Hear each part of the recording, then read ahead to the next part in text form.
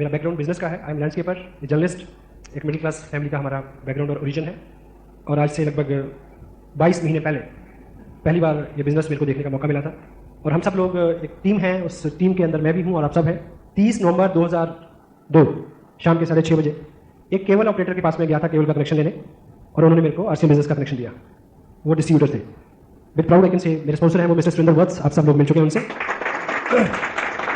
और उनके बहुत सार्थक सहयोग और गाइडेंस का अनुकरण पालन करते हुए हम सब लोग इस बिजनेस को आगे बढ़ा रहे हैं। और मुकेश जी कोठारी, बागचंद जी छाबड़ा, कैलाश जी और स्पेशली लोग जी जैसे विजनरी के मार्गदर्शन में पिछले 22 महीने मैंने इस बिजनेस का पूरा आनंद लिया है।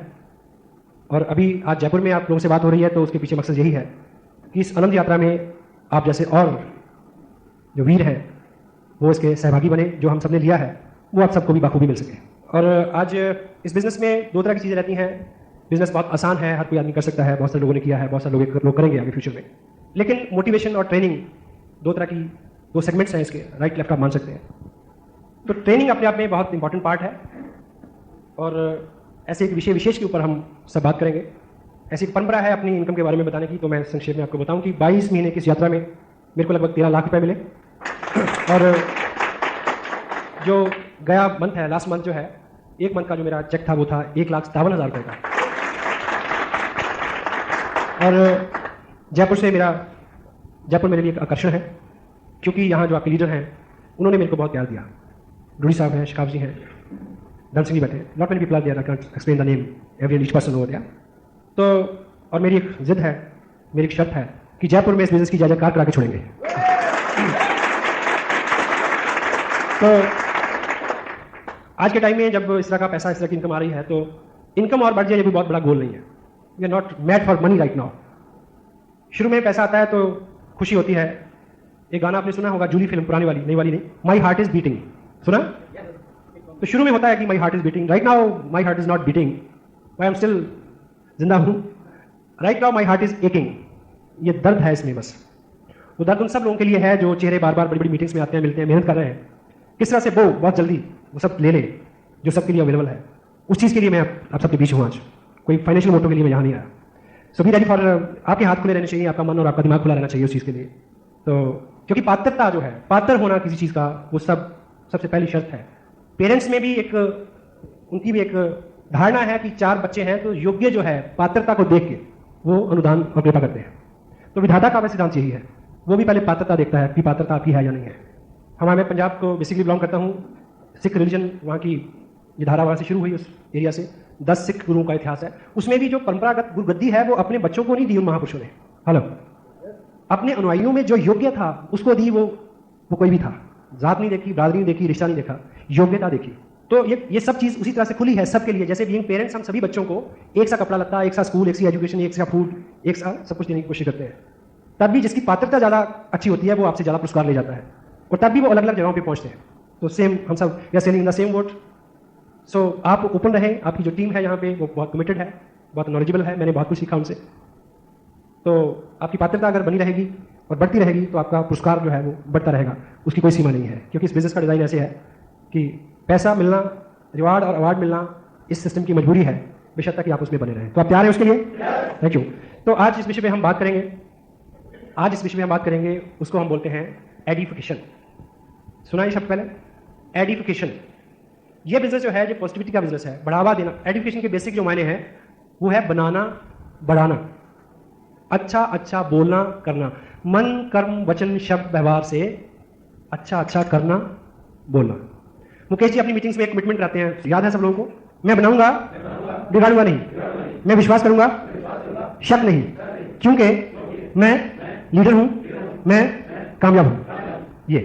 ये एक ऐसा प्रोसेस है, साइकोलॉजी ऐसा मानती है कि हम जिन चीजों को अज्यूम करते हैं कि हम हैं वैसा हम बन जाते हैं। तो इस इंडस्ट्री में इस कंटेंट की बहुत ज्यादा जरूरत है, क्योंकि पहले तो हम लॉ ऑफ नेचर को अगर रीड करें, साइकोलॉजी और फिलॉसफी का ऐसा मानना है कि हम जो भी देते हैं, जो भी उच्चारण करते हैं, अच्छा या बुरा कोई भी शब्द जो हमारे मुंह से निकलता है, वो समय गुजरने के बाद या तुरंत, कुछ जगह पे तुरंत, कुछ जगह पे देर बाद, कई गुना होके हम तक लौट के आता है। सहमत हैं आप? और दूसरा जो है कि जो हम बोते हैं वो हम काटते हैं। ये कुदरत के नियम है। ऑफ कोर्स आपको कुछ लोग ऐसे मिलेंगे जो जिनके पास बहुत सारा पैसा है या उन्होंने बहुत तरक्की की मटेरियल में, आपको लगेगा कि वो तो 2 नंबर के काम से की उन्होंने, लेकिन वो लोग जो है वो शॉर्ट टर्म है, एक बात। दूसरी बात ये है कि वो अल्टीमेट सक्सेस नहीं है। जो दुनिया में बड़े बड़े अंपायर खड़े हुए हैं, चाहे वो धर्म के क्षेत्र में हो, चाहे वो सामाजिक कार्यों में हो, चाहे वो बिजनेस में हो, ठीक है, वो बिना ईमानदारी के नहीं बने। ये मेरा फर्म बिलीव है, आप इससे सहमत होंगे। दुनिया में कुछ बड़ा और अच्छा करने के लिए आपका अच्छा होना निहायत जरूरी है। कोई भी चालाक, चुस्त और शातिर आदमी बहुत देर तक, बहुत दूर तक, बहुत आगे और बहुत ऊंचा नहीं जा सकता। क्लियर है? और जो हम बोते हैं वो हम काटते हैं, जो हम देते हैं वो कई गुना बड़ा होकर हमारे पास आता है। एक दृष्टांत है छोटा सा कि एक व्यक्ति था, उसका फादर था बुजुर्ग, वो बूढ़ा हो गया काफी। तो जब वो बिल्कुल लाचार हो गए, चलने फिरने की अवस्था में भी नहीं रहे, ज्यादा बोलने की अवस्था में नहीं रहे, तो उन्हें लगा कि ये तो नॉन यूटिलिटेरियन एंगल होता है आदमी का, कि इसका ये अनुपयोगी हो गया। ठीक है, तो उन्होंने प्लान बनाया कि इसको कंधे पे बिठा के, वो पास में नदी थी, नदी में ले गया कि इसको आज जल प्रवाह किया जाते हैं कि इसका कोई यूज नहीं है। तो जब वो उनको नदी में लेके गया, कंधे पे बिठा के, आगे और आगे और गहरे और गहरे, तो जब उसको बिल्कुल फेंकने वाला था तो फादर ने उसको रोक के पूछा कि नहीं, यहाँ मत फेंकियो, मेरे को थोड़ा और आगे जाके और उससे भी आगे जाके वहां उस जगह पे मेरे को डिबोना। उसने पूछा बापू क्यों? कहता यहां तो मैंने अपने बाप को डिबोया था, तू मेरे को थोड़ा सा इसे गहरे में डिबो ताकि तेरा बेटा तेरे को और गहरे में डिबोए। हम जो बोएंगे दिस वे और दैट वे, हम उसको काट लेंगे। और इस इंडस्ट्री में बनाना, बढ़ाना, अच्छा बोलना, इस यहां पे किसकी बड़ाई करनी हमने? किसके बारे में अच्छा बोलना है? कंपनी के बारे में, प्रोडक्ट के बारे में, अपनी अपलाइन के बारे में, डाउनलाइन के बारे में, क्रॉस लाइन के बारे में, टेप्स के बारे में, बुक्स के बारे में, किताब, टेप, जो भी हर चीज share, tangible, non tangible, which belongs to this business, you have to edify that thing. उसके बारे में अच्छा विचार करना, अच्छा बोलना, यह चीज हमारे स्वभाव का एक हिस्सा हो जाए, ऐसा हमारा प्रयास होना चाहिए। और अगर हम ऐसा बिजनेस में रहकर सीख गए तो हमारा ये जो जीवन है वो सामाजिक, पारिवारिक हो या आध्यात्मिक हो, इस लोक का हो या परलोक का, वो अपने आप अच्छा हो जाएगा। सहमत है आप लोग? क्योंकि सब जगह पे जितने भी रिलीजन है, जितने भी सेक्ट्स हैं, जितनी भी रिलीजियस ट्रेनिंग्स हैं, उसमें एक ही चीज बताई जाती है, मन की शुद्धि, दिल की नरमी।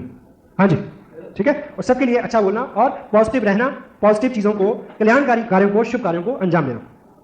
और एजुकेशन का जो डिक्शनरी के मायने हैं वो है lifting people up morally and spiritually.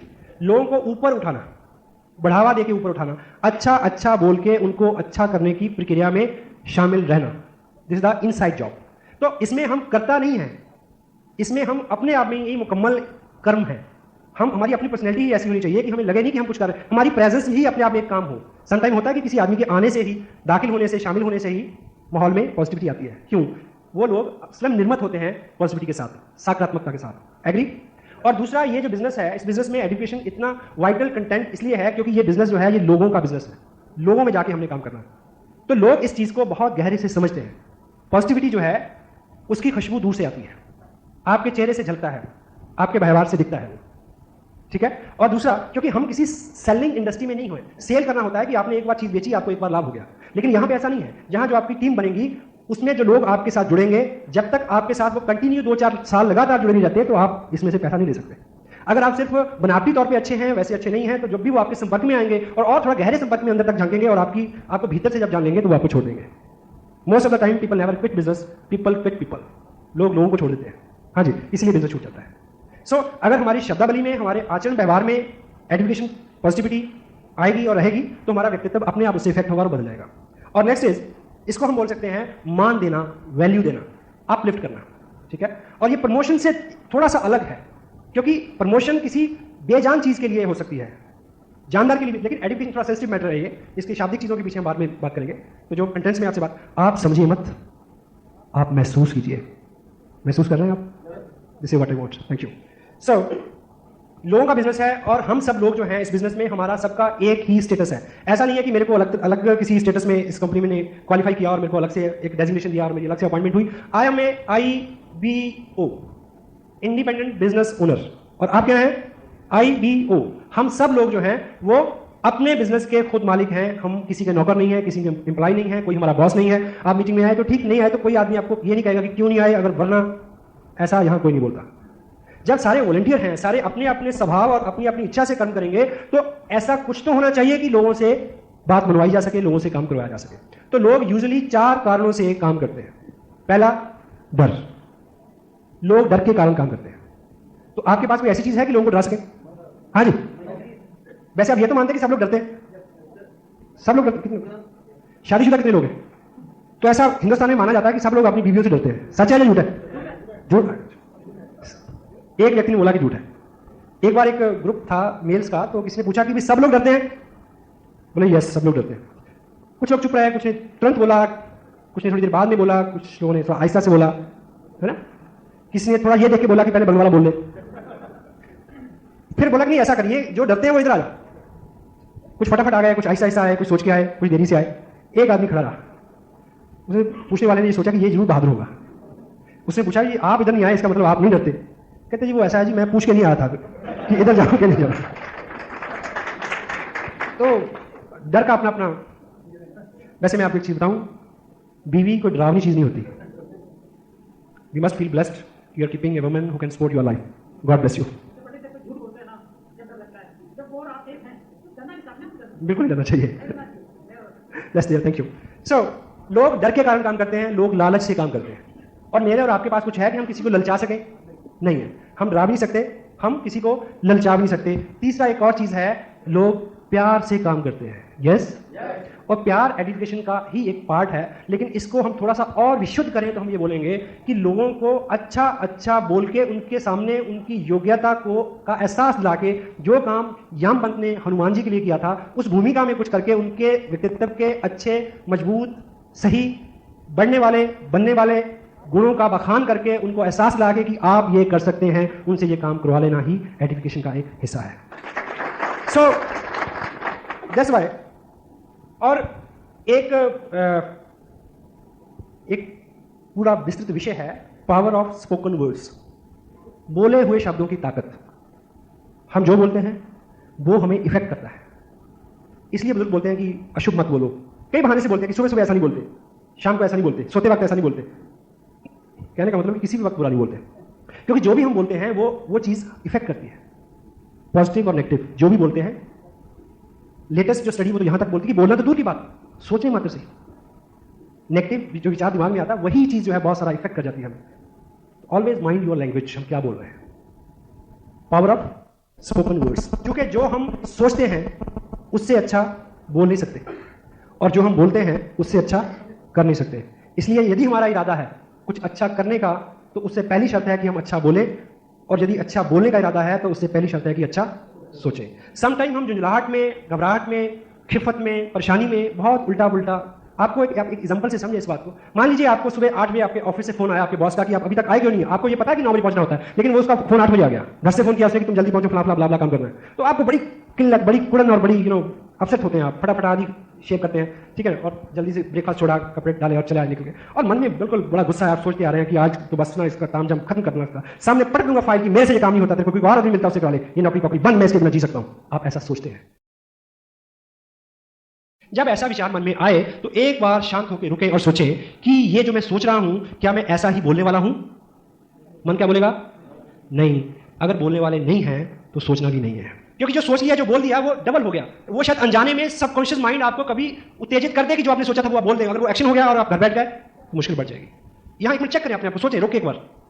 एक भाव में हम सोचते जा रहे हैं, रुके, सोचे कि हम जो सोचते हैं क्या वैसा हम बोलने वाले हैं, या जैसा हम बोलते हैं वैसा क्या हम करने वाले हैं। अगर करना नहीं है तो बोलना नहीं है, अगर बोलना नहीं है तो सोचना नहीं है। Stay always positive, be a sweet speaker. मीठा बोलने वाले, अच्छा बोलने वाले, पॉजिटिव बोलने वाले बने।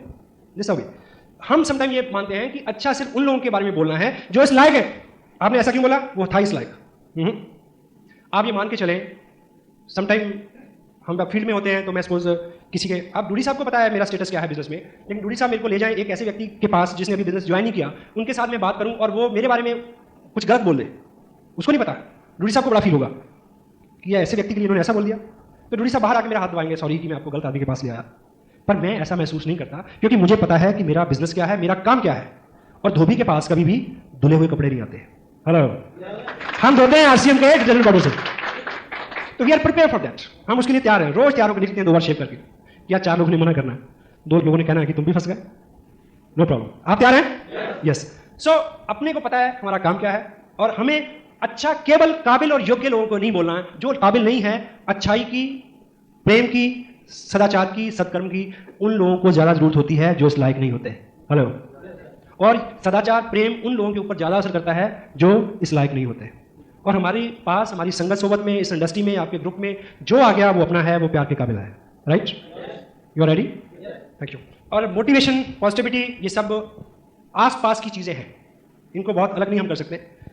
और एक चीज़ मैं आपको बताऊं, मेरे को उसने बड़ा हैरत में डाला जब मैंने उसको पढ़ा। बाइबल से ये कोटेड है, बाइबल में इसका उल्लेख है।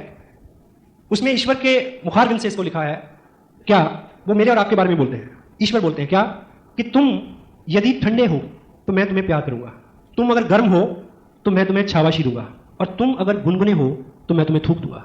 हेलो, समाज के अंदर भी हम जब व्यवहार करते हैं, जो लोग चैलेंज फेस कर रहे हैं उनके ऊपर हम दया करते हैं, जो मजबूत हैं उनका हम अनुसरण करते हैं, और मेरे और आप जैसे जो बीच में कहीं हैं वो बीच में ही पिसते हैं। तो आप मोटिवेटेड हो, उत्साही बने, उद्यमी बने, बड़े सपने रखें, बड़ी ख्वाहिशें रखें, और उसके पीछे ठोस कर्मों को अंजाम दें ताकि आप उस बीच वाली स्थिति से निकल के ऊपर आ जाएं। Are you ready? Yes, thank you. And ये थोड़ी सी इतनी बात मैंने अभी आपसे की है, मैंने आपको समझाने की कोशिश की है। क्षमा चाहता हूं कि अगर मैंने समझाने जैसा शब्द इस्तेमाल किया है। ये एक ऐसा विषय है, education is such A sensitive the part of this industry. ये ऐसा विषय विशेष है जिसको बोल के कभी भी समझाना नहीं चाहिए, और मेरा जो प्रयास है वो आपको समझाने का नहीं है, सिखाने का नहीं है, आपको इसकी वैल्यू से ये कितनी प्रभावशाली है इस चीज़ का एहसास दिलाना ये मेरा प्रयास रहेगा। सो अभी तक हमने जो बात की कि एजुकेशन वर्चुअली क्या है, ठीक है, किसको आइडेंटिफाई करना है? प्रोडक्ट को करना है, कंपनी को करना है, अपलाइन को, डाउनलाइन को, क्रॉस लाइन को, test, books, function, all the things and themes which relate to this business, you have to identify them. और चूंकि इस बिजनेस में अभी रूडी साहब ने जो समझाया, सबसे ज़्यादा पैसा एडवर्टाइजमेंट में वेस्ट होता है बाहर इंडस्ट्री में। हेलो, मेरे और आपके पास जो पैसा आना है उसका बहुत बड़ा हिस्सा कौन सा है? एडवर्टाइजमेंट का। तो अच्छा बोलना अपने आप में किसी चीज़ को एडवर्टाइज करना है। चूंकि जिन लोगों के पास आप जाएंगे उन लोगों ने उस प्रोडक्ट का जो आपके पास है, जो मेरे पास है, टीवी पे ऐड नहीं देखा है। हाँ जी। और यदि आपकी अपलाइन, आपके स्पॉन्सर, आपके टीचर, मेंटर काबिल हैं, कामयाब हैं, तो उनके बारे में भी उन्होंने अखबार में नहीं पढ़ा है। आपको बताना होगा, आपको वोकल होना होगा। तो एडवर्टाइजमेंट के पैसे हमें मिलने हैं, तो हम जब चीज़ों को उनको बताते हैं, उनकी महत्व के बारे में बताते हैं, तो लोगों का हम ध्यान खींचते हैं उस तरफ। That's why education is so vital content for this industry. Agree? और अब हम बात करेंगे कि ये क्या है, ये आप जान चुके हैं, और ये क्या क्या काम करती है, इससे क्या क्या घटित होता है, संक्षेप में उस विषय में हम बात करेंगे। पहला, क्यों? क्योंकि एवरीबॉडी लाइक इट। हर आदमी इसको पसंद करता है, बुरे से बुरा आदमी भी अच्छाई को पसंद करता है। हाँ जी। चोर भी चाहता है कि उसकी बीवी, उसके बच्चे लॉयल हों, ईमानदार हों। चाहता ही नहीं चाहता? हाँ जी। अच्छाई, प्रेम, स्नेह, पॉजिटिविटी को हर आदमी पसंद करता है। आप जहां भी जाएंगे पॉजिटिव रहेंगे, पॉजिटिव बात करेंगे, तो क्या होगा? आपको पसंद किया जाएगा। और इस इंडस्ट्री में एक कोट है, if you can sell yourself you can sell anything. अगर कोई आदमी आपको पसंद कर लेगा तो वो आपके काम को जरूर पसंद करेगा। डेल कार्नेगी की अपनी किताब how to win friends influence people में क्या बोलते हैं कि हम उन लोगों के दुर्गुणों से भी प्रेम करते हैं जिन लोगों को हम प्रेम करते हैं, और हम उन लोगों के गुणों से भी घृणा करते हैं जिन लोगों से हम घृणा करते हैं। तो सबसे पहले, यदि कोई व्यक्ति आपके आचरण, व्यवहार, स्वभाव को पसंद करेगा तो वो आपके बिजनेस को भी पसंद करेगा। हर व्यक्ति अच्छाई को पसंद करता है, बुरे से बुरा आदमी भी अच्छाई को पसंद करता है। एग्री? और दूसरा कि आप ये तो कह नहीं सकते कि मैं बहुत अच्छा हूं और मैं बहुत अच्छा काम करता हूं, मेरा काम बहुत अच्छा है। हेलो, हाँ जी। अपने आप को प्रमोट करने का, अपने आप को आइडेंटिफाई करने का केवल केवल केवल एक तरीका है, वो क्या बताऊं? कि कभी मत करें। हेलो, कभी ना करें। यानी अपने आप को प्रमोट करने का कोई तरीका नहीं है। आप थर्ड पार्टी से अपने आप को प्रमोट कर सकते हैं। कैसे? यदि मैं आपसे मिलूं और मैं आपको बोलूं कि आपका शहर बहुत अच्छा है, यहाँ की सड़कें बहुत अच्छी हैं, यहाँ की आबोहवा बहुत अच्छी है, ये ऑडिटोरियम बहुत अच्छा है, आपका ग्रुप बहुत अच्छा है, ये कंपनी बहुत अच्छी है, प्रोडक्ट बहुत अच्छे हैं, मौसम बहुत अच्छा है, आपका आपका व्यवहार बहुत अच्छा है, आपकी ड्रेस बहुत अच्छी है, मेरे दोस्त बहुत अच्छे हैं, मेरा पड़ोसी बहुत अच्छा है। जब मैं अपने इर्द गिर्द की सभी चीजों को अच्छा अच्छा अच्छा अच्छा करके बोलूंगा तो इट मीन इनडायरेक्टली मैं क्या कह रहा हूं? हेलो, कि मैं भी कोई चीज हूं। हेलो, है ना? नहीं क्या? Because a good person can possess the good things. एक अच्छा आदमी ही अच्छी अच्छी चीजों को अपने पास रख सकता है। एग्री? सो क्योंकि अगली जो बात मैं कहना चाह रहा हूं कि you will have to be a good identifier because you can't promote yourself, that's why you will have to identify others. आप अपने आप को प्रमोट नहीं कर सकते, इसलिए आपको सबको प्रमोट करने की जरूरत है। ठीक है? द नेक्स्ट कंटेंट जो है इसका थोड़ा सा गंभीर है। क्या? Because your people don't like you. क्योंकि आप जिन लोगों के पास जाना चाहते हैं वो आपको पसंद नहीं करते, वो आपको कमतर आंकते हैं, ग्रांटेड लेते हैं, अंडर एस्टिमेट करते हैं। ठीक? इसलिए अगर आप एजुकेशन का सहारा लेंगे, आप अपने भाई से मिलेंगे, तो आपका भाई को तो पता है कि ये नलायक है, जन्म से नलायक है। हेलो, हाँ जी। तो यदि आपने ये बोलेंगे कि मैं इत्तेफाक से, जो अच्छा संजोग है, एक ऐसे व्यक्ति की संगत में मैं आया हूँ इन दिनों, वो बहुत काबिल हैं, ये जो उनका बैकग्राउंड है, ये जो उनकी क्वालिफिकेशंस हैं, इस तरह का उनका स्टेटस है, इस तरह के उनके एक्सपीरियंसेस हैं, उनकी संगत में मैं एक काम को सीख रहा हूँ, ठीक। तो उन्होंने मेरे को ये बोला था कि इस काम को बढ़ाने के लिए आप कुछ ऐसे लोगों से मेरे को मिलवाएं जो बहुत अच्छे हों, एक्साइटेड हों, मोटिवेटेड हों, एम्बिशियस हों, कुछ बड़ा करना चाहते हों। तो मेरे को आपका ख्याल आया कि मेरे को आपको उनसे मिलवाना चाहिए। हेलो, तो दोनों तरफ एडुकेशन हो गई। हाँ जी, तब वो आपके स्पॉन्सर की बात सुनेंगे, क्योंकि आपने स्पॉन्सर को खूब वेरीफाई किया। जब अगर भाई मान जाएगा तो स्पॉन्सर कहाँ होगा? आपके नीचे। वैसे भाई और लुगाई कहते कभी नहीं मानते। इस बिजनेस के बारे में बोल रहा हूँ मैं, बहुत बाद में समझ आता है। मेल कैंडिडेट जितने भी यहाँ हम सब लोग काम करते हैं, शुरू में काम करते हैं तो पैसे नहीं बनते शुरू में। हेलो, घर से आवाज आती है जी क्या कहाँ भागते रहते हो जी, पैसे तो आते कोई नहीं। ठीक है, 6-8 महीने बाद 500, 1500, 2000 रुपये आएगा तो बोलो क्या जी सुबह से शाम 15 आपने जमीन आसमान एक कर दिया, इतने से पैसे बनते हैं बस। हाँ जी, 6-8 महीने 1 साल बीत जाएगा, जब मोटे मोटे चेक आएंगे 15,000, 20,000, 25,000, 50,000, फिर क्या शिकायत होगी जी क्या करना ऐसे काम का, आप घर में तो टिकते नहीं। हेलो, कोई ना कोई शिकायत तो रहेगी साहब। हाँ जी, अब आई कैन से मेरे साथ ये तीनों शिकायतें नहीं है, मेरे साथ ये तीनों शिकायतें नहीं है। तो अब चौथी है, आप घर में भी रहते हो तो बाहर ही रहते हो, घर में रह के भी आप किसी दुनिया में रहते हो, क्या है कोई मामला तो नहीं है? हाँ जी, तो ये एनीवे ये मैं चीज़ बताऊं कि मैं जो कुछ भी कर पाया हूं उनकी वजह से कर पाया हूं एक्चुअली, क्योंकि ये टेप उन्होंने भी सुनी है। हेलो,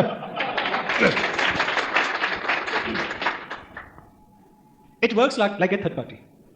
एजुकेशन हमेशा थर्ड पार्टी की जगह काम करती है। थर्ड पार्टी अप्रोच समझते हैं आप? Hello, everybody knows about third party. हम तीसरे व्यक्ति के नजरिए से बहुत बार चीजों को समझते हैं। तीसरे व्यक्ति के नजरिए से हमें तीसरा व्यक्ति हमेशा चाहिए होता है। एक दार्शनिक थे, वो एक समंदर के किनारे गए सुबह सुबह, तो उन्होंने वो समुद्र का नजारा देखा, उसका बिगर ब्रॉड व्यू जो था उसको देखते हुए उन्होंने बोला वाह वाह। तो एक मशवरा था, वो भाग के आया, बोला साहब क्या दिखा? बोला क्या सीन है? बोला कहाँ है? बोला वो देखो सामने। बोला कोई ना दिखे। बोला गौर से देखो। बोला ना, मेरे को तो यहाँ 40 साल हो गए, मेरी सारी पीढ़ियाँ यहाँ निकल गई, पिताजी उसके पिताजी, हमें तो कभी ना दिखा। क्या दिख रहा आपको, बताओ मेरे को।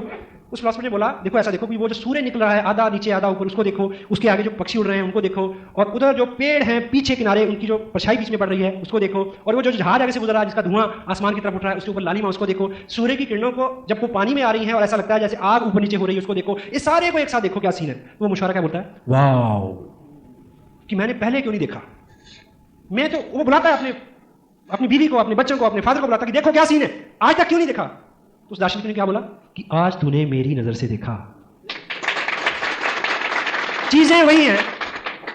You need a third person, third party who can make you realise कि you got something big which can change your life. That is RCM business, third party. आप किसी को कहें कि चाय है आरसीएम की बहुत अच्छी है जी, कड़क चाय है जी, कि मैंने तो फलां ब्रांड पिया, 180 वाली भी पी जी, 200 वाली भी पी, 250 वाली भी पी, सबसे अच्छी चाय आरसीएम की चाय। आप अच्छा तो बोल रहे हैं, पर इसको अगर थर्ड पार्टी से बोलेंगे तो उसको जल्दी समझ में आएगा। कैसे? कि जी चाय मैंने ट्राई की थी, मेरे को बड़ी पसंद आई। हमारे बगल में शर्मा जी रहते हैं, वो एक दिन सुबह सुबह अखबार मांगने आ गए तो वो मेरे साथ चाय पे बैठ गए, उनको बहुत पसंद आई। फिर वो 1 पैकेट ले गए, फिर वो 5 पैकेट ले गए, फिर वो 10 पैकेट ले गए। अब उनके सारे रिश्तेदार जो है वो आरसीएम की चाय पीते हैं, अब वो डिस्ट्रीब्यूटर बन गए जी। अब शर्मा जी उनको समझा रहे हैं जबकि शर्मा जी वहां नहीं है। This is third party approach. तीसरे व्यक्ति का होना भी। आप देखिए, आप कहीं नौकरी लेने जाएं तो आप कहेंगे कि मैं बहुत अच्छा हूं जी, मैं वहां नौकरी कर रहा था जी, बस मैंने तो उनके भाग्य बदल दिया, तो अपना बदल कर बैठ के मेरे पास ना। हेलो, ऐसा नहीं। थर्ड पार्टी क्या है कि मैं अभी वहां काम कर रहा था फलाना ऑर्गेनाइजेशन में, और उनका ये मानना था कि मेरे को जिस चीज का तजुर्बा मेरे को है, वो उनका भी मेरे बारे में ये मानना था कि मैं इस शहर में अकेला आदमी हूं इस तरह के काम को करने वाला। अब वो बोल रहे हैं, वो कतई मेरे को छोड़ने को तैयार नहीं थे। वो दिस इज थर्ड पार्टी। आपने एक मकान किराए पे देना है, आप कहें कि बड़ी हवा आती है जी, बड़ा आराम है जी, बहुत सुख है जी, ऐसा जी वैसा जी, ये क्या है? आप अच्छा तो कर रहे हैं। It is the first party approach, not the second और third party. Third party approach क्या है कि जी वर्मा जी जहां रहते थे उनका ये मानना था कि इस घर में बड़ी शांति है। Hello, this is third party. उनका ये मानना था कि इस घर में रह के आदमी हमेशा स्वस्थ रहता है, इसका जो वास्तु है कुछ ऐसा है लाइक। अब वर्मा जी बोल रहे हैं, आप नहीं बोल रहे हैं। This is third party. Mulla Nasruddin एक बार लिफ्ट में इस बार हुए ऊपर जाने के लिए, तो लिफ्ट में अमूमन जगह कम होती है, 2x3 की लिफ्ट होती है गालिबन। तो हस्बैंड वाइफ थे, जैसे अंदर लिफ्ट के घुसे तो सामने उस दीवार पे लगे हुए उन्होंने क्या देखा कि बहुत खूबसूरत महिला खड़ी है। तो मुल्ला बुजुर्ग आदमी, आप उसको देखें कि ना देखें, अब रुका भी नहीं जाता, और ये भी पता कि 15 सेकंड का सफर है कि चलो देख ले कौन देखता है। फिर ये भी देख रहे हैं कहीं बेगम तो नहीं देख रही। हेलो, इसी धर्म संकट में कभी देख रहे हैं कभी नहीं देखते, अंदाज अपने देखते हैं आईने में वो, और ये भी देखते हैं कोई देखता ना हो। तो इसी उतार चढ़ाव में देखूं ना देखूं, कम देखूं ज्यादा देखूं, इस एंगल से देखूं या उस एंगल से देखूं, इसी उधेड़बुन में क्या होता है, उस खूबसूरत महिला ने एक बड़ा करारा सा तमाचा मुल्ला जी के मुंह पे मारा और बोला कि ये उम्र चिकोटी काटते हो, हेलो, ये उम्र और सिक्योरिटी करते हो। इतने में लिफ्ट का दरवाजा खुला, बाहर आ गए हस्बैंड वाइफ। मुल्ला जी बहुत शर्मिंदा से होकर चल रहे हैं साथ साथ, और बेगम को बोल रहे हैं कि बेगम खुदा की कसम सिक्योरिटी मैंने नहीं काटी थी। बेगम कहती कि इसमें कसम खाने जैसी क्या बात है, मेरे को पता है कि आपने नहीं काटी थी। बोले हैं? बोली वो तो मैंने काटी थी। बोले आपने काटी थी? बोली हाँ, तुम ऐसे घूर रहे थे उसको, मेरे मन में आ रहा था कि एक तमाचा तुम्हारे मुंह में मारूं। बोले बेगम फिर आप मार लेती, उससे क्यों लगवाया? कहती third party, you can better understand third party. होता है सर, थैंक यू, पास ही है। या देखिए, जब भी ऐसे लोगों का जिक्र आता है ना तो आदमी। The next one is it creates positive environment. जहां अच्छी अच्छी बात होती है, जहां पॉजिटिव सकारात्मक सोच के लोग बैठते हैं, चर्चा करते हैं, वहां पे एक माहौल बनता है। हम अमूमन कहते हैं कि बिजनेस बढ़ेगा जी, पहले माहौल बन जाए। हेलो, माहौल क्या है? ये माहौल है। पॉजिटिविटी अपने आप में एक माहौल है। वो पॉजिटिव माहौल में जैसे ही आदमी एंटर करेगा वो वैसा हो जाएगा जैसे पहले वाले लोग हैं। अगर हम सब उत्साहित हैं, खुश हैं, पॉजिटिव हैं, तो हर आदमी, ये उससे क्या होगा, एक माहौल बनेगा। माहौल के अंदर आते ही वो सारा जो इन्वायरमेंट है उसके ऊपर असर करेगा कि वो हमारा साथी बन जाए और हमें आ जाए और हमारे साथ रहे। यही तो हम चाहते हैं। हेलो, क्योंकि नेगेटिविटी जो है वो तो सब जगह है आज की डेट में, आप कहीं भी चले जाओ, एवरीवेयर। तो पॉजिटिविटी जो है उसकी जगह जो है वो गिनी चुनी रह गई है। कहीं सत्संग में होगी, किसी मंदिर में होगी, आश्रम में होती है, और कहीं नहीं देखी मैंने आजकल। Hello, anything positive in your life? बोला yes, I am HIV positive. तो पॉजिटिविटी तो इतनी सी बची है, कहीं HIV के रूप में पॉजिटिविटी की बात होती है तो होती है, नहीं तो कहीं नहीं होती। नेगेटिव आदमी अपनी नेगेटिविटी के पीछे भी तर्क ढूंढ लेता है, इसमें बड़ा वो कहेगा कि मैं इसलिए ऐसा हूं। हेलो, एक आदमी वो सुलझा हुआ आदमी था, खैर वो अपनी ब्रेड को मक्खन लगा रहा सुबह, और बीवी को बोला कि माहौल इतना खराब है, हर जगह गलत काम हो रहे हैं, ये वो अच्छी चीज तो कोई होती नहीं है। उसको पता था बीवी को कि ऐसे करता है आदमी, ऐसा ही सोचता है। तो पूछती कि मसलन, कहता मसलन क्या कि मैं ब्रेड को मक्खन लगा रहा हूं, अगर ये ब्रेड मेरे हाथ से छूट जाए, तुम शर्त लगा लो जिस तरह मक्खन लगा ना उसी तरफ से नीचे गिरेगी। हेलो, ताकि दोबारा काम में आ जाएगी। दूसरी साइड से भी तो गिर सकती है ना, नहीं इधर ही मक्खन वाली साइड से गिरेगी। बीवी को भी उसमें गुस्सा आ गया कि यार देखते हैं इसको। कहती कि चलो शर्त लगा लो, दोनों में शर्त लगी। शर्त लगी तो उसने बोला, ब्रेड को मक्खन लगा हुआ था एक स्लाइस को, तो उसने बोला कि छोड़ के देखो। उसने छोड़ा तो बाई चांस ब्रेड उस तरफ से नीचे नहीं गिरी जिधर मक्खन लगा हुआ था, उल्टी गिरी। शर्त आ गया बंदा। बोले आप बताओ, कहती आप क्या बताऊं, ये ऐसा तो होता ही है। वो तो अलग बात थी कि मैंने इस बार मक्खन गलत साइड पर लगा दिया। ये वैसे गिरी है, ये वैसे गिरी है जैसे गिरता है। पीने वाले को पीने का बहाना चाहिए, ठीक है, but you will have to positive. It makes people responsible. हम जब आइडेंटिफाई करते हैं चीजों को, लोगों को, तो वो उनको जिम्मेवार बनाते हैं, नहीं क्या? अगर आपने मेरे बारे में बहुत अच्छा यहां बोला था तो मैं कॉन्शियस होकर आया हूं, लोग जैसा मेरे बारे में सोचते हैं वैसा मैं उनकी आकांक्षाओं पे खरा उतरूं। Hello,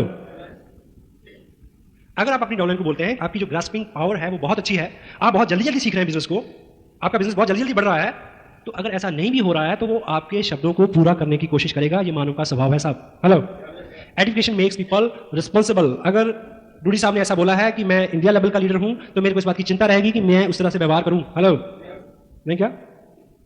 education makes people responsible. लोगों को जिम्मेदार बनाती है एजुकेशन, और आप नहीं चाहते कि आपके ग्रुप में जो लोग आते हैं वो और जिम्मेवारी से काम करें जी। Then you will have to edify them. Edify किसी पर्सन को नहीं करना, माइंड इट, उनके एक्शंस को करना है, उनकी क्वालिटीज को करना। किसी व्यक्ति के लिए ये कोई कंप्लीमेंट नहीं है कि आप बहुत बढ़िया आदमी हो। हेलो, कंप्लीमेंट क्या है कि जिस तरह से आपका व्यवहार है, जिस तरह से आपने उस वक्त मेरे को सपोर्ट किया, उनके जो गुण हैं उनको एक एक को, और सच्चे हृदय से, यहां से नाभि से शुरू होनी चाहिए। It must not be oral practice, ये पकड़ी जाती है, इसको चापलूसी बोलते हैं। हेलो, गलत से गलत आदमी भी चापलूसी को समझता है और द्वारा नहीं सुना जाता, ठीक है? तो अगर आप ठीक ठीक एडवाइस करते हैं अपलाइन को, डाउनलाइन को, क्रॉस लाइन को, तो वो लोग जो हैं वो ज्यादा जिम्मेवार हो जाते हैं, ज्यादा कॉन्शियस हो जाते हैं उन चीजों को लेकर। The next content is it makes people alert and careful. अगर यहां पे माहौल एजुकेशन का है तो आप और आपके लोगों को ये बहुत केयरफुल कर देगा, अलर्ट कर देगा कि वो अपने काम को ठीक ठाक करें। हेलो, एग्जाम्पल के तौर पे मान लीजिए एक व्यक्ति जो है वो मेरे जैसा है, डीलडाल, हालात खुलिया, लेकिन उसके पास कोई अपॉर्चुनिटी नहीं है। आज से बिजनेस में आके उसको ख्याल आया और उसको यकीन हो गया कि अगर ये आदमी कर सकता है तो मैं कर सकता हूं। हेलो, अब उसको पता है कि अगले 2 साल में वो करोड़पति बनने वाला है। हाँ जी, आपके घर में एक पुरानी चेयर पड़ी है, काफी पुरानी, ऐसी आपने जहां कबाड़ रखते हैं वहां रख रखी है। एक पुरातत्व विभाग का विशेषज्ञ आपके घर आए और वो आपको बताया कि ये जो चेयर है ना, ये एंटीक वैल्यू है इसकी, मैंने ये देख लिया है, जान लिया है कि इस चेयर के ऊपर फला फला राजा बैठता था। यानी एंटीक वैल्यू इसकी होती है जो 100 साल से पुरानी हो जाती है मिनिमम। तो अब ये 98 साल पुरानी हो चुकी है, 2 साल बाद ये 1 करोड़ रुपए की बिकेगी। वो आपको बता के चला जाए तो फिर क्या आप उस कुर्सी को वहीं छोड़ देंगे क्या? नहीं। तो जब किसी नए व्यक्ति को ये एहसास हो जाएगा कि मैं इसमें करोड़पति बन सकता हूं अगले 2 साल में, तो फिर क्या वो अपने आप को वैसे ही ट्रीट करेगा, वैसे ही लापरवाही से स्कूटर चलाएगा, वैसे ही तू तड़क से बात करेगा? हेलो, बदलेगा ना? हमारे यहां ऐसा होता है, आपके यहां होता है? शादी से कुछ दिन पहले लड़के लड़की को घर में बंद रखते हैं नहीं रखते? हाँ जी, क्यों रखते हैं पता? ऐसा नहीं कि वो भागना जाए, इसलिए रखते हैं कि आने वाले 5-4 जो दिन हैं वो समाज के बहुत सारे हिस्सों के लिए, बहुत सारे लोगों के लिए बहुत महत्वपूर्ण होते हैं। हाँ जी, उसमें कोई व्यवधान बिगड़ ना आ जाए, क्योंकि बहुत बड़ा प्रयोजन होता है, बहुत बड़ा आयोजन होता है, बहुत बड़ा अनुष्ठान होता है। हाँ जी, तो आपको पता हो कि आपकी 3 दिन में शादी होने वाली है, तो आप थोड़ा अलर्ट रहेंगे कि नहीं? हेलो, हेलमेट पहन के कार चलाएंगे या नहीं चलाएंगे? लाइक तो जब व्यक्ति को ये उम्मीद, होप सबसे बड़ी चीज है। मैंने पर्सनल लाइफ में बड़े उतार चढ़ाव देखे और ईश्वर से केवल 2 चीजें मांगी, उम्मीद और हौसला। उम्मीद इतनी बड़ी ताकत है, वो आपसे सब कुछ करा लेती है। उम्मीद सामने दिखना चाहिए कि ये हो सकता है, वो कर रहा है, मैं कर सकता हूं। तो एजुकेशन जो है, अगर आप यहाँ पे एक सिस्टम है, एक माहौल है, एक व्यक्ति को आपने बड़े उत्साह आदर सम्मान के साथ स्टेज पे बुलाते हैं और उसको लगता है कि यार ऐसा बनना मेरे को, हेलो, वो उससे रिलेट करेगा, वो अपने आप को उसकी जगह रख के सोचेगा, तो हर चीज को, सिस्टम को, बिजनेस को, लोगों को, प्रोडक्ट को, हर चीज को बहुत केयरफुली लेगा, अलर्ट रहेगा आने वाले टाइम में। It makes so, it mould and shape people in right direction. Education लोगों को सही दिशा में शेप एंड मोल्ड करती है। हम आज तक इस बात में विश्वास करते आए हैं क्या, कि लोगों को सुधारने का तरीका है दंड, लोगों को सुधारने का तरीका है आलोचना, कमियां निकालना? नो, बिल्कुल नहीं। लोगों को अच्छा करने का तरीका है उनके बारे में अच्छा सोचना और बोलना, और जो उनकी स्ट्रेंथ है उनका और ज्यादा प्रचार करना, बढ़ावा देना। अच्छा अच्छा बोलते ही लोग अच्छा अच्छा अपने आप को समझना शुरू कर देते हैं, और जो हम अपने आप को समझते हैं वैसा हम बन जाते हैं। लोगों की पर्सनैलिटी, आप चाहते हैं कि लोग इस सिस्टम के अनुकूल हो जाएं? यस और नो? हाँ जी, अगर आप उनकी स्ट्रेंथ को आइडेंटिफाई करते हैं तो वो अपने आप को उस दिशा में शेप एंड मोल्ड करते हैं। थंब रूल है ये। And next one is, it makes people listening, disciplined and what, obedient. अगर हम आइडेंटिफाई करते हैं लोगों को, अपलाइन को, डाउनलाइन को, तो आपका भाई आपकी बात नहीं सुनता, आपका दोस्त आपकी बात नहीं सुनता, तो यदि आपने अपनी अपलाइन को ठीक से आइडेंटिफाई किया है, तो जब वो दोनों मिलेंगे, हेलो, तो मिलने से पहले ही वो आदमी लिसनर हो जाएगा, सुनने वाला बन जाएगा। उसको लगेगा कि मैं किसी व्यक्ति विशेष को मिलने जा रहा हूं। आप एक उदाहरण से ये समझे कि अगर आप मेरे घर पे आए तो मैं आपको बोलूं कि अभी आपको जो शख्स यहाँ आके मिलेंगे वो मेरे दोस्त हैं, बात खत्म हो गई। एक व्यक्ति आएगा, आपसे मिलेगा, बात खत्म हो जाएगी, हाथ मिलाएगा, बैठ जाएगा। लेकिन अगर मैं आपको ये बोलूं कि अभी जो शख्स पधारने वाले हैं वो मेरे दोस्त हैं, 19 साल की एज में वो अमेरिका चले गए थे, 4 साल रह के वहां उन्होंने MBA किया, आके उन्होंने टाटा की जो मैकेनिकल लाइन है उसमें उस पूरी ऑर्गेनाइजेशन को हेड किया। उसके बाद उसको छोड़ के वो एक पर्टिकुलर ट्रेनिंग के बाद ऑस्ट्रेलिया चले गए, ऑस्ट्रेलिया की गोल्फ टीम को गोल्फ खेलने की ट्रेनिंग के लिए, ठीक। फिर 4 साल वहां रहे, अब वो वापस इंडिया में है। अब इस तरह कई बातें करके मैं अगर आप उनसे मिलवाऊं और कहूं कि ये मेरे दोस्त हैं, तो फिर आप उस व्यक्ति को उस तरह से नहीं लेंगे, उस तरह से नहीं सुनेंगे जिस तरह से मैंने पहले बताया था। ऐसे में वो आदमी खांसेगा भी तो आप उसके अर्थ निकालने की कोशिश करेंगे। Hello, education do what, it makes people listening. मे भी मैं आपसे कुछ करवाना चाहूं, कोई बात मनवाना चाहूं, तो मेरी नहीं माने, उस व्यक्ति की आप मान लेंगे। हाँ जी, आदमी की जो बेसिक नेचर है, वर्चुअली आपको हैरत होगी, मेरे को भी हुई है पढ़ के, आदमी का बेसिक स्वभाव शासन का नहीं है। शासन हुकूमत करने का स्वभाव नहीं है व्यक्ति का, शासित होने का है, लेकिन अपने से योग्य व्यक्ति के हाथों। तो जब हम अपनी टीम के लोगों को अपने से और अपने नए मिलने वाले लोगों से योग्य ठहराते हैं, तो उनका मन करता है कि ऐसे व्यक्ति की संगत सोबत में रहा जाए, कुछ सीखा जाए, कुछ बना जाए। हम हमेशा अपने से बड़े और अच्छे लोगों को ही सुनते हैं और उनकी बात मानते हैं। It is new fact. Agree करते हैं आप? Yes. So education makes people responsible, listener and what, obedient. ठीक, देखिए आपने मेरे को आइडेंटिफाई किया, आपने एक नए व्यक्ति से मिलाया, मैंने उसको आइडेंटिफाई किया, और वो उस व्यक्ति को मैं बोलूं कि आपने 6 बजे पहुंचना है, तो वो 6 बजे इसलिए पहुंचेगा कि भी ऐसे व्यक्ति की नजर में मेरा रसूख कहीं कम ना हो जाए। Hello, it happens. शुरू में क्या हम करवाते लोगों से, कुछ लोगों ने किट ले लिया है लेकिन अभी कपड़ा डालना शुरू नहीं किया। एजुकेशन ये करवा सकती है। अगर आप नहीं कर रहे हैं तो maybe check it. It handle objections. आप लोगों से मिलते हैं, कोई कहता है कि कपड़ी चलेगी या भाग जाएगी, कपड़ा तो ऐसे होगा, ब्ला ब्ला ब्ला, कई तरह के सवाल पूछते हैं लोग। पूछते कि नहीं पूछते? हाँ जी, सवाल पूछ पूछ के परेशान कर देंगे आपको। एक आदमी 1000 सवाल पूछ रहा है आपसे, ठीक, और इस शहर में मान लीजिए मुकेश जी आने वाले, आप मुकेश जी के बारे में खूब खूब चर्चा करें उस व्यक्ति से, और एक ही बात बोले कि आप उनसे पूछना, आप उनसे पूछना, आप उनसे पूछना।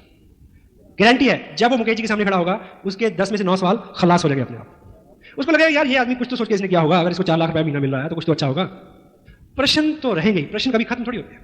त्रिलोक जी ने इस बार जो 19 तारीख को जो मैसेज दिया था कि किंतु परंतु इफ वट मत लगाए, काम करें, क्योंकि इस किंतु परंतु इफ वट का कोई भी अंत नहीं है, कोई लाइन नहीं खींच सकते कि कहां तक आप करेंगे। जिन किंतु परंतु की वजह से आप इस बिजनेस में मोटिवेटेड नहीं है, अच्छा काम नहीं कर रहे हैं, क्योंकि किंतु परंतु इफ वट है, उसी किंतु परंतु इफ वट के होते हुए मुकेश जी कोठारी इस बिजनेस से हिंदुस्तान में पहले व्यक्ति बनने वाले हैं जिनको आज से बिजनेस ने 1 करोड़ रुपया रख दिया है। उसी इफ बट के साथ, उसी किंतु परंतु के साथ, उसी काले बैग के साथ, तो पात्रता चाहिए ना, फिर चीज तो वही है सबके लिए. It handles objections, it makes people comfortable. Education जो है अगर इसका सही सही प्रयोग आप करें तो लोगों को ये कंफर्टेबल कर देती है. एक उदाहरण से ये समझें आप, मान लीजिए सपोज मैं शहर में आज जयपुर में दाखिल होते ही मेरे पेट में दर्द शुरू हुआ बहुत ज्यादा, और जोर से इतना कि लगा कि बस आज तो जयपुर से दिल्ली की नहीं इंदरलोक की फ्लाइट हो जाएगी. तो मैं एक चौराहे में खड़ा के पूछता हूँ कि बस बुरा हाल है, मरे जा रहे हैं, कि यहाँ कोई अच्छा डॉक्टर है, किसी का रेफरेंस देंगे मेरे को? वो कहे कि हाँ, यहाँ पे इंडिया का सबसे बड़ा इंस्टीट्यूट है पेट से रिलेटेड बीमारियों का, जिसका नाम है Jaipur institute of medical sciences. ठीक, तो कौन हेड करता है उसको? मिस्टर गुप्ता उसको हेड करते हैं उस इंस्टीट्यूट को. तो मैं वहाँ पहुंचा, जैसे ही मैं गेट पे पहुंचा स्ट्रेचर आई, मेरे को लटाया गया और मैं जैसे ही अंदर गया रिसेप्शन पे पहुंचा तो 2-3 डॉक्टर आए भागे. इससे पहले मैंने मोबाइल से उस हॉस्पिटल में बात की कि मेरे को अपॉइंटमेंट चाहिए, ऐसी मेरी प्रॉब्लम है. तो डॉक्टर गुप्ता से ही मेरी बात हो गई जो उस इंस्टीट्यूट को हेड करते हैं. और जब वो स्ट्रेचर पे उस रिसेप्शन में मैं पहुंचता हूं तो 3-4 जूनियर डॉक्टर आते हैं मेरे से पूछते हैं कि आपने किससे टाइम लिया? मैं कहता हूं डॉक्टर गुप्ता से. वो क्या बोलते हैं? डॉक्टर गुप्ता उन्होंने टाइम दिया आपको? सच कह रहे हैं आप? You know doctor Gupta? वो इस इंस्टीट्यूट को हेड करते हैं, ना केवल इस इंस्टीट्यूट को हेड करते हैं, बाकी इंडिया में जितने भी इस बीमारी को डील करने वाले हॉस्पिटल्स हैं उन सबकी एक यूनियन है, उनके प्रेसिडेंट हैं. वो महीने में 26 दिन तो वो ओवरसीज बाहर फॉरेन में रहते हैं, पेट से रिलेटेड बीमारियों की रिसर्च करने वाले डॉक्टर को पढ़ाने जाते हैं. वो उनसे टाइम मिल गया आपको. ऐसे में पेट दर्द कुछ कम नहीं हो जाएगा? दवा मिलने से पहले दुआ मिलने जैसा काम हो जाएगा. तो एजुकेशन मेक्स पीपल कंफर्टेबल. धोबी के पास कभी धुले हुए कपड़े नहीं आते. हमारे पास जो लोग आएंगे वो लोग एम्बिशियस होंगे, किस किस तरह से वो जिंदगी को चला रहे हैं, अंदर जुनून भी है, कुछ करने को मिल भी नहीं रहा. पता नहीं कितने कितने फेल्यूअर्स को फेस करने के बाद उनको आरसीएम जैसी नियामत और नेमत देखने को मिलती है. लेकिन अभी भी वो आके कुछ शंकाओं से, कुछ चिंताओं से भरे हुए हैं, क्योंकि कटु अनुभव साथ साथ चलते हैं. मेरा साया साथ होगा है? अगर हम उनको यहां बिठा के बताएं, उनसे पूछें कि you know RCM business, you know Trilok ji की सोच क्या है इस बिजनेस को लेके, आपको पता है कि इसके एथिक्स क्या है, यू नो कितनी ग्रेविटी है इस बिजनेस के अंदर, प्रोडक्ट की क्वालिटी कैसी है, हमारा टीम वर्क, हमारा स्पोर्ट्स सिस्टम, हमारा एजुकेशन सिस्टम कितना डीप डाउन है, कितना हेल्पिंग है, what you feel comfortable. Education makes people comfortable. Otherwise भी इस इंडस्ट्री के अंदर people don't care what you are, people don't care what you are earning, people don't care what you know, people just care how you care. आप कितना ख्याल करते हैं लोगों को सिर्फ इस बात से मतलब है, बाकी किसी बात से मतलब नहीं है. If you can care them, if you can make them comfortable, they can do wonders. Yes, it makes people comfortable. The last one is, you'll have to be a good and great edifier because you and your upline haven't any degree of this industry. अभी तक ऐसा कोई institute नहीं बना जहां से multi level marketing में गुरु होने की डिग्री किसी को मिली हो. बना ही नहीं. हाँ जी, हेलो. अगर ये इंस्टीट्यूशन जो है एक मेडिकल इंस्टीट्यूट हो और मैं वहां पे आऊं, आप उन लोगों को ये कह के मेरे को एडिफाई कर सकते हैं कि वो जो शख्स आ रहा है, ब्ला ब्ला डॉक्टर जो आ रहा है, उसने अमेरिका की ब्ला ब्ला इंस्टीट्यूशन से एमडी किया हुआ है. हाँ जी, तो एजुकेशन होगी ना. यहां तो कोई डिग्री है ही नहीं. हाउ? तो कैसे प्रभाव डालेंगे लोगों से? Just through the spoken words. Education, कोई डिग्री नहीं है किसी के पास. हाँ जी, तो आपको बखान करना पड़ेगा उनके व्यक्तित्व का, उनकी स्ट्रेंथ का, उनके बिजनेस का, उनके वर्क एथिक्स का, उनकी नॉलेज का, नॉट मेनी थिंग्स, क्योंकि किसी के पास कोई डिग्री नहीं है. तो एजुकेशन ही एक चारा है कि आप लोगों को इस लायक बना सके कि वो सुनने वाले बन जाए उस व्यक्ति की बात जो आपकी फेवर में बात करने आ रहा है. हेलो, ठीक है. एंड आगे कुछ मिनट हम बात करेंगे कि ये जो पूरा प्रोसेस है, अभी हमने बात की कि ये चीज क्या क्या कर सकती है. अब इसको एक्शन में कैसे करना है, क्योंकि ये चीज एक्शन में करने लायक है, शब्दों से नहीं, एक्शन. तो अगर आप अपनी अपलाइन को एडिफाई करते हैं, यानी उनकी रिस्पेक्ट करते हैं, तो उनकी प्रेजेंस में आपकी बॉडी लैंग्वेज से ही पता चल जाना चाहिए कि आप ऐसा करते हैं. नए आदमी को उसी से सिग्नल हो जाएगा. हाँ जी, आपके कोई सीनियर लीडर आते हैं, आप भाग के उनका बैग पकड़ते हैं, आप उनको स्पॉट करते हैं, आप उनके लिए you make some special arrangement, sitting arrangement for him, you offer पानी वगैरह, जो these are the body language. आप जब वो बोलते हैं, आप कितना हम्बल रहते हैं, बीच में टोका टक नहीं करते. कई बार ऐसा होता है कि आपके स्पॉन्सर जरा सी बात शुरू करते हैं तो आगे आप पकड़ लेते हैं, आप कहते हैं आप रुको मैं समझाता हूं इसको. Interruption is a biggest D-edification. Interruption जो उनके बिहाफ पे बोलना, you need not stay humble, ऐसे जैसे आप भी पहली बार सुन रहे हैं और आप भी सीख रहे हैं. This the right way, this the right action जो विजुअल है, टेंजिबल है. Education always in action, not in words only. Right? और जिनको आप पसंद करते हैं, जिनके बारे में आप अच्छा सोचते हैं, उनको बोल के बताना जरूर है, क्योंकि आपके साथ जो लोग काम कर रहे हैं या जो लोग कल को आएंगे वो कोई मनोवैज्ञानिक शास्त्री नहीं है, वो आम लोग हैं. हाँ जी, आपके एक्शन से, आपके शब्दों से, आपके आचरण से ये पता चल जाना चाहिए कि आप उनकी रिस्पेक्ट करते हैं और आप उनको इज्जत देते हैं। ये चीज़ें उन तक ठीक ठीक पहुंच जाए, इस चीज़ का ख्याल रखें। वो कोट आपने सुनी है, if you love someone convey him. अगर आप किसी को प्यार करते हैं तो उसको बता दीजिए, बोल दीजिए। क्यों जी? नहीं तो राखी में मिलना पड़ेगा, क्योंकि वो आम लोग हैं। हेलो, कतील शिवाई का एक शेर है, तुम तो शायर हो कतील, और वो एक आम सा शख्स, उसने चाहा भी तुझे और जताया भी नहीं, इसलिए मामला रह गया इसी में। Express yourself, Airtel. अब प्रैक्टिकली अगर हम इन चीज़ों को देखें, शुरू में मैंने बोला कि आपको हर चीज़ को, प्रोडक्ट किसी को देना है तो एडिफाई करके दे, उसके बारे में अच्छा अच्छा बोले, तब वो उसको खोलने का कष्ट करेगा। आप लोगों को टेप सुनने के लिए देते हैं, टेप सुनते हैं लोग, खोलते हैं उसको नहीं खोलते। अगर आप ऐसे ही देंगे कि सुन लेना तो कोई नहीं सुनेगा। जब तक उसके कुछ कंटेंट्स आप कोट नहीं करते, स्पीकर के बारे में कुछ अच्छा नहीं बोलते, उसके बारे में कुछ अच्छा नहीं बोलते, उसको सुनने से आप में क्या अच्छा हुआ उसके बारे में नहीं बोलते, तो वो आदमी उसको खोलेगा नहीं। किसी किताब को अगर आप किसी को ऑफर करते हैं कि आप पढ़ लेना, अगर उसकी वैल्यू को आप नहीं जताते तो वो उसको खोलेगा नहीं, उसको पढ़ेगा नहीं। और इसी तरह से अगर आप चाहते हैं कि आपके लोग आपके स्पॉन्सर को सुने, उसकी बात माने, क्योंकि उनकी बात आप ही की बात है, तो जब तक आप उनके बारे में कुछ बोलेंगे नहीं, अच्छा बोलेंगे नहीं, उनको एडिफाई नहीं करेंगे, तो लोग उनकी बात सुनेंगे नहीं। क्लियर है ये बात? तो इसीलिए जब हमने अपलाइन डाउनलाइन नए प्रोस्पेक्ट, जब दोनों तीनों लोगों को मिलवाना है, आप जब अपने स्पॉन्सर को किसी से मिलवाएंगे तो एडिफाई किसको करना है? अपलाइन को, लीडर को। समटाइम जिस व्यक्ति को लेके आ रहे हैं हम उसको तो बहुत एडिफाई करते हैं और अपने लीडर स्पॉन्सर को नहीं करते। अगर हम ऐसा करेंगे तो उनकी बात उनको समझ नहीं आएगी, क्योंकि हम अपने से अच्छे और बढ़िया लोगों को सुनना और मानना पसंद करते हैं। क्लियर है नहीं है? Got it? अब मान लीजिए ये आप इधर आएंगे, शुभ नाम आपका? वीरेंद्र कटोच। वीरेंद्र जी, आप कुलभूषण शर्मा, दो सज्जन हैं हमारे सामने। वीरेंद्र जी को मैं पहली बार लेके आया इस मीटिंग में, कुलभूषण जी शर्मा मेरे स्पॉन्सर हैं, ठीक है।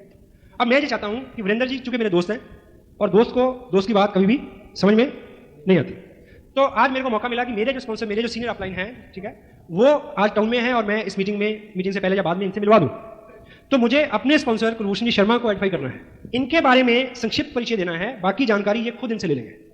और एजुकेशन अगर पीठ के पीछे ही हो जाए तो ज़्यादा अच्छी बात होती है, क्योंकि जब मैं यहाँ आ रहा था तभी मेरे को बता देना चाहिए था कि कुलभूषण जी शर्मा जो हैं वो आरसीएम बिजनेस में बहुत सफल लीडर हैं, उनके नेटवर्क में बहुत लोग हैं, कई स्टेट में उनका बिजनेस है। उससे पहले उन्होंने इंडियन एयरफोर्स को एज एन ऑफिसर सर्व किया है। 20 साल की सर्विस के बाद वो आए, आते उन्होंने डिसीजन लिया कि उनको ऐसा काम करना है जो बिल्कुल ईमानदारी का हो, इस बिना पे उन्होंने आरसीएम बिजनेस को चुना। उनका ये लेवल है, इस तरह का उनका इनकम है, इस तरह का उनका लाइफस्टाइल है, इस तरह के उनके वर्क एथिक्स है, उनकी इस तरह की उनका एजुकेशन है। तो ये उनको मैं बता के लाऊं और आके फिर यहाँ थोड़ा सा परिचय देके, ठीक है। लेकिन अमूमन हम क्या करते हैं कि एक अपने लीडर के सामने एक नए व्यक्ति को लाके उस नए प्रोस्पेक्ट को बहुत सारा आइडेंटिफाई करते हैं। उस स्थिति में लीडर की बात प्रोस्पेक्ट की समझ में नहीं आएगी, घुसेगी नहीं। अब इस क्रिया को करने के दो तरीके हैं, एक सही है और दूसरा गलत। अब पहले किसकी प्रैक्टिस करें, गलत की या सही की? Good, positive. तो सही तरीका यह है कि मैं इनको, अगर हम यहां तक भी पहुंच गए हैं तो बताऊं कि वीरेंद्र जी ये मेरे स्पॉन्सर हैं, जिनसे मैंने ये बिजनेस सीखा, आज भी सीख रहा हूं, जिनकी विशेष अनुकंपा से मैं इस लायक हो पाया कि मैं इस बिजनेस में आज अच्छी इनकम ले रहा हूं। और इन्हीं की गाइडेंस में और इन्हीं की मार्गदर्शन में मैं अभी भी स्टिल सीख रहा हूँ। कभी मेरे को इनको 5 मिनट भी सुनने का मौका मिल जाए तो मैं नहीं चूकता। तो आज इत्तेफाक से ये इस टाउन में आ रहे थे तो मेरे को लगा कि मैं आपको इनसे जरूर मिलवाऊँ। तो अब इनका सारा बायोडाटा मैं इनको बताऊँ कि इन्होंने प्रीवियस लाइफ में क्या किया। ये ऑफिसर थे एयरफोर्स में, वहाँ से इन्होंने 20 साल जॉब किया, आके आरसीएम बिजनेस ज्वाइन किया, आरसीएम बिजनेस में इस उरूज पे है, इस मुकाम पे है, इतनी इनकी इनकम है, इतना इनका लाइफ स्टाइल है, ऐसा ब्ला ब्ला ब्ला, बहुत सारी बातचीत करके और बाद में ये खुद पूछ लेंगे कि आप क्या करते हैं, ब्ला ब्ला ब्ला। ये है सही तरीका। अब गलत तरीका क्या है? गलत तरीका यह है कि मैं इनको लेके आया और मैं कुलभूषण जी को कहूँ कि कुलभूषण जी हमारे दोस्त हैं, वीरेंद्र कटोच, चंडीगढ़ रहते हैं। इनका जो बैकग्राउंड है ये बिजनेस का है। इन्होंने एमबीए किया था अमेरिका की यूनिवर्सिटी से, फिर ये इंडिया आ गए। इंडिया आके इन्होंने एक बिजनेस शुरू किया। तो एक बहुत बड़ी फैक्ट्री है इनकी, जिसमें एक ऐसा प्रोडक्ट बनाते हैं जिसको दुनिया में केवल 2 ही कंपनियां बनाती हैं, एक इंडिया में है, एक अमेरिका में है। उसके जो मालिक हैं और हॉबी से ये एक अच्छे गोल्फर भी हैं। तो चंडीगढ़ जो गोल्फ क्लब है उसके ये प्रेसिडेंट भी हैं। तो एक एनजीओ वहाँ चलती है जिसकी शाखाएं पूरे हिंदुस्तान में है, मलेशिया में भी है, कनाडा में भी है, उसके भी ये प्रेसिडेंट हैं। और हर साल लगभग 2 करोड़ रुपया डोनेशन देते हैं अलग अलग संस्थाओं को। तो बहुत बिजी रहते हैं। आज मैं इनको बस कहीं 2 मिनट के लिए इनका टाइम में रिक्वेस्ट किया कि निकाल के लाया कि आपसे मिलने। तो वीरेंद्र जी ये है मेरे स्पॉन्सर कुलभूषण शर्मा। तो आपको क्या लगता है कि समझ में आ जाएगी बात? वीरेंद्र के बारे में मैंने जो बताया वो भी सच है। अगर मैं बराबर खड़ा करके ये करूंगा तो फिलॉसफी और साइकोलॉजी दोनों रिवर्स हो जाएंगी। क्योंकि जब मैं पहले जो बोल रहा था तो इनके व्यक्तित्व में जो भी था, बैकग्राउंड में जो भी था, उसके बावजूद भी जब मैं इनके गुणों का बखान कर रहा था तो इनके अंदर कहीं कहीं ऐसा ऐसा चल रहा था, ठीक, और इधर अच्छा अच्छा चल रहा था। लेकिन बाद में जो मैंने किया उससे इधर क्या हो रहा था, डीप डीप डीप डाउन, और इधर भाव बढ़ रहे थे बहुत। पानी का स्वभाव है वो खड्डों की तरफ पहले भागता है, अभाव की तरफ पहले भागता है। Got it? This is a right way to edify your sponsor, your mentor. Thank you very much. तालियां बजा दें इनके लिए एक बार। और एजुकेशन का एक पार्ट है एजुकेशन बैक। अब ये थोड़ा सा प्रैक्टिकली एक सेंसिटिव चीज है।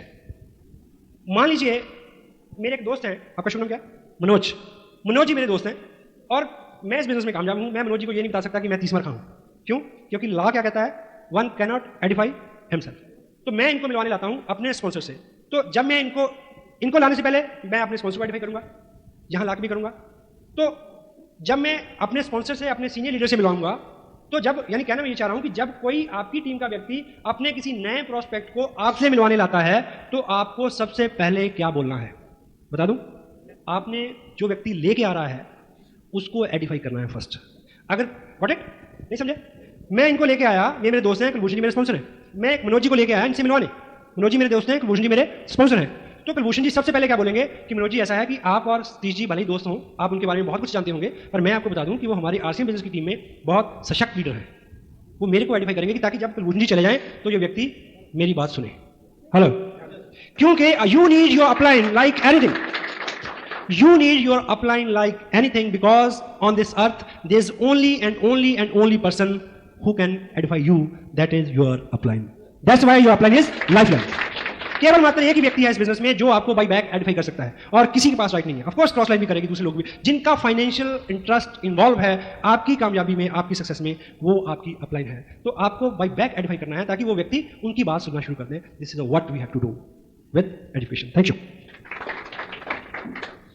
जब हम किसी को कोई बुक ऑफर करें, देयर वाज ए बुक, ये मेरे हाथ में किताब है सकारात्मक सोच की शक्ति, नॉर्मन विल्सेट इसके राइटर हैं। इसमें कुछ कंटेंट्स हैं। देखिए, किताबों का बहुत बड़ा योगदान है। अगर आप पढ़ें तो आपको अपनी टीम में लोगों की प्रॉब्लम्स के बारे में पता चल जाएगा और उनके समाधान के बारे में पता चल जाएगा कि कौन सी किताब किसको है। देखिए, 2 साल के एक्सपीरियंस के बाद आपका जो काम करने का तरीका है वो एक डॉक्टर की तरह हो जाना चाहिए।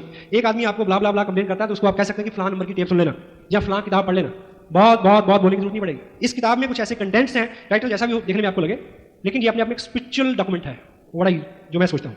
इसमें एक चीज पे उन्होंने बहुत अच्छा लिखा है, Norman Wilson, power of prayer, प्रार्थना की शक्ति का इस्तेमाल करें। हाउ, कैसे, ये इसमें कंटेंट है। इस बिजनेस को शुरू करने से पहले आई प्रिपेयर्ड माई सेल्फ, आई बिन भीलवाड़ा 20 अक्टूबर का जो फंक्शन, जिसकी सीढ़ी आपने खूब देखी है, वो मैंने देखा वहां बैठ के, मैं भीड़ में बैठा था। उसके बाद मैंने आके साइन किया बिजनेस। उस बीच इस किताब को मैंने खूब पढ़ा। अब मुझे ये बताएं कि आप में से काफी लोग कल पूछेंगे ना कि ये किताब कहां से मिलेगी। Hello, because I did something with it. जब आप कोई डॉक्यूमेंट किसी को दें और आप ये चाहते हैं कोई आदमी इसको पढ़े या यूज करे, तो अगर आपने पढ़ा हुआ है और आप उनमें से कुछ चीजें कोट करें कि देखिए, बहुत सारी चीजें मैं पहले आजमाई थी, बहुत सारी किताबें मैंने पढ़ी थी। इस बुक में एक मेन कंटेंट है, how to use prayer power in your favour.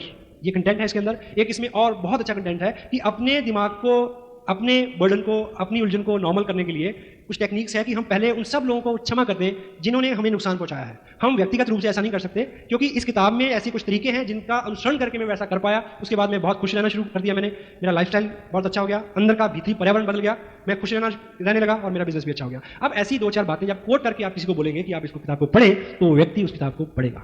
Hello, this is what you have to need. आप किसी को कोई टेप दें, आप किसी को किसी फंक्शन के बारे में उकसाएं कि वो उसमें आ जाए, तो अगर आप उस विजिटिंग लीडर के बारे में बहुत अच्छा बोलेंगे, उस फंक्शन की स्ट्रेंथ के बारे में बहुत अच्छा बोलेंगे, उसकी तलब बढ़ जाएगी वहां आने के लिए, उससे मिलने की तलब बढ़ जाएगी। वर्चुअली ये जो बिजनेस है, ये कॉमन सेंस का बिजनेस है। हेलो, और by the way, common sense is very uncommon commodity nowadays. ये प्रैक्टिकल लाइफ में रोज काम में आने वाली चीजें हैं जो पहले से आप कर रहे हैं। कुछ ऐसा नहीं है कि कोई विशेष करने के लिए आपको बोला जा रहा है, सिर्फ उनको धार करना है, उनको आचरण में ढालना है।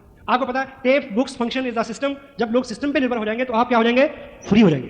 तो सिस्टम पे लोग निर्भर कब होंगे? जब आप सिस्टम के ऊपर अपनी निर्भरता बनाओगे। अगर आप सेल्फ स्टाइल्ड हैं तो आपकी जो फौज है वो डबल सेल्फ स्टाइल हो जाएगी। अगर आप बिना काउंसलिंग के, बिना पूछे भागदौड़ कर रहे हैं, अपने तजुर्बे कर रहे हैं, तो आपके लोग भी वैसा करेंगे, क्योंकि वो आपको देख रहे हैं, आपसे सीख रहे हैं। अगर आप सिस्टम के ऊपर निर्भर कर रहे हैं, देखिए, ये सारी जो कॉमन सेंस की बात है। और होता क्या है कि कुछ लोग आपको मिलेंगे जो नेचुरली इस तरह के होंगे, कुछ लोग नेचुरली इस स्वभाव के होंगे कि उनको एजुकेशन जैसी चीज सिखाने की जरूरत नहीं होगी, उनके स्वभाव में होती है, और मेरे और आप जैसों को सीखनी पड़ती है। अभी पंजाब में बहुत अच्छा मोमेंटम है। एक डॉक्टर है, एमडी डॉक्टर है, डॉक्टर गगनदीप सिंह, हाल ही में वो बिजनेस में आए।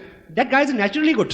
नेचुरली वो सब गुण हैं जो एक प्रो एमएलएम पर्सन में होने चाहिए। कुलभूषण जी आपके सामने बैठे हैं, शिखाव साहब बैठे हैं पीछे, रूडी साहब बैठे हैं। Naturally good, naturally pro friendly, pro multi level marketing, pro people. लेकिन मेरे और आप जैसे को 4 किताबें, 2-4 टेप सुनने के बाद और 2-4 मीटिंग में जाने के बाद अगर हमारा स्वभाव उस तरह का हो जाए और उस तरह की संगत में हम आ जाएं और उस तरह की एक्टिविटीज हम करना शुरू कर दें और बाई चांस गलती से करोड़पति बन जाएं, तो क्या बुरा है?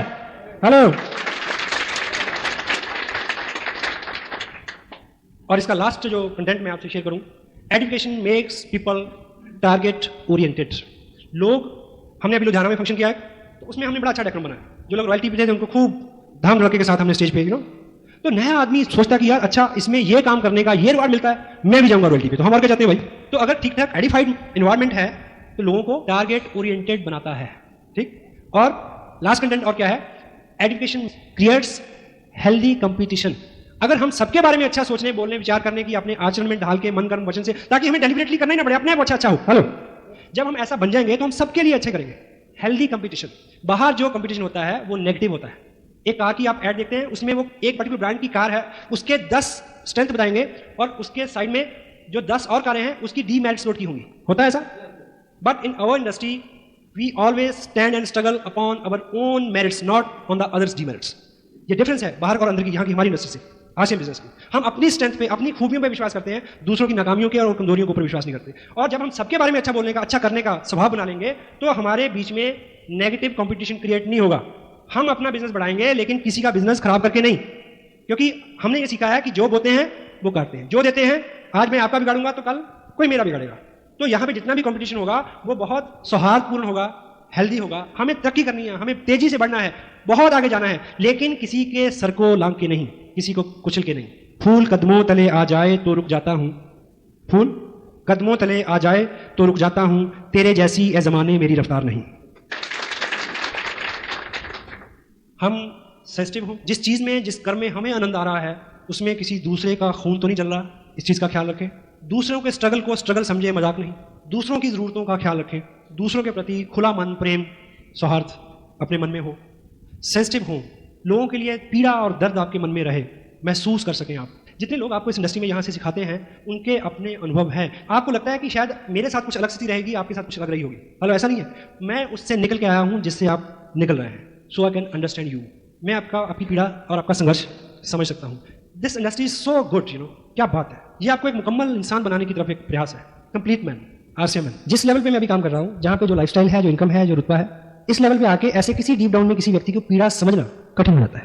हेलो, तो मेरी ख्वाहिश है आप ऐसा ना मिले, आपको तरक्की मिले, कामयाबी मिले, पर आराम से ना मिले, ये मैं चाहता हूँ। सिर्फ इसलिए कि जब आपके ग्रुप में लोग संघर्ष कर रहे हो, जब आपका लाइफस्टाइल बहुत अच्छा हो लेकिन दूसरों के लिए बड़ी जटिलता हो जो शुरू में होती है, तब आप सेंसिटिव हो सकें, क्योंकि आपके अनुभव से वो गुजरी हुई चीज हो, आप समझ सकें। एक दृष्टांत के साथ मैं अपनी बात समाप्त करूंगा। पुराने जमाने में जो तरबियत और तालीम, शिक्षा जो थी वो गुरुओं के पास आश्रमों में होती थी। सहमत है आप लोग? एक राजा थे, उनका एक बेटा था जिसको राजा बनना था। कुछ देर बाद इस लायक हो गया था वो, लेकिन उनको उसका राज्याभिषेक हो उससे पहले उसको 1 साल के लिए किसी ट्रेनिंग में भेजा गया, किसी एजुकेशन सिस्टम में भेजा गया। पुराने जमाने में जैसे गुरुकुल में शिक्षा होती थी, तो तब उस वक्त कोई बहुत काबिल वली अल्लाह, कोई फकीर रहे होंगे जिनके पास उन्होंने 1 साल के लिए अपने बेटे को सुपुर्द किया उनके। समझ रहे मैं क्या बोल रहा हूँ? तो डेट फिक्स हो गई, वो फकीर उनको ले गया, राजकुमार को। तो 1 साल पूरा हो गया, जब उसके आने का दिन तय था, 1 साल जिस दिन पूरा होना था, और अगले दिन उसका राज्याभिषेक था, राजा बनना था उसने। तो राजा ने उसके स्वागत के लिए सब कुछ इंतजाम किए, अपने दरबारियों को, सहयोगियों को, मंत्रियों को, प्रजा को, सबको बुलाया कि आज मेरा बेटा अपनी तालीम पूरी करके आ रहा है, एजुकेशन पूरी करके आ रहा है, अगले दिन उसको राजा बनना है।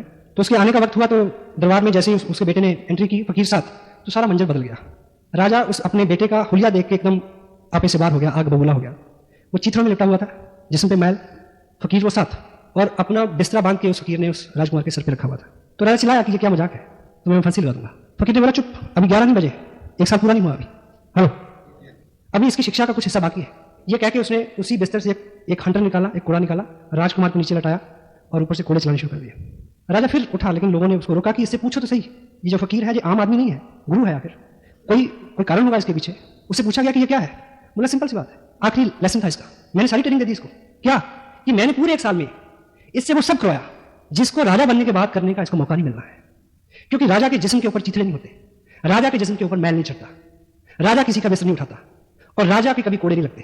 कल को ये राजा बने, कल इसके सामने ऐसे लोग होंगे, कल ये किसी से बिस्तर उठाएगा, कल ये किसी को कोड़े लगवाएगा, ताकि आज पूरे साल में हर वो चीज जो कल इसको करने को नहीं मिलनी, इसके अनुभव से गुजर जाए, ताकि जब ये ऐसे काम करे या देखे तो इसको महसूस होता रहे कि जब ऐसा होता है तो कैसा लगता है।